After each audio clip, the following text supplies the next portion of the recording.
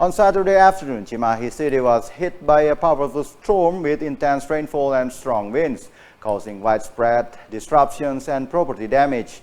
The weather event resulted in several trees ranging from small to massive falling across various major roads, creating significant traffic blockage. The fallen trees damaged buildings, including small business, and struck numerous vehicles. The storm's impact was felt across all areas of Cimahi. Videos recorded by residents showed the force of the winds, which were strong enough to knock over parked motorcycles, scattering them across the ground.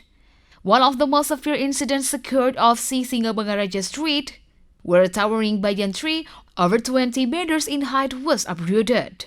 This tree collapsed onto several nearby kiosks, damaging the structures and crushed the parked car.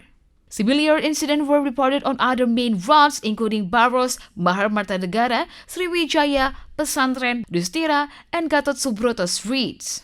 Here, large trees fell due to the strong winds, causing additional damage to buildings, some of which were educational institutions.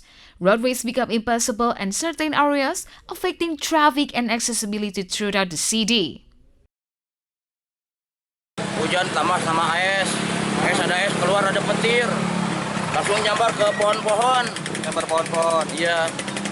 Yang paling parah mah ya ini pohon yang tumbang, warung ini roda kelapa, roda es kelapa.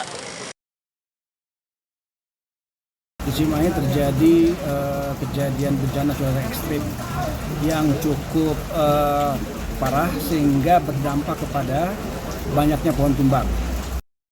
The Cimahi Regional Disaster Management Agency, or BPBD, has since issued a public safety advisory urging residents to remain alert and cautious amid the ongoing extreme weather conditions.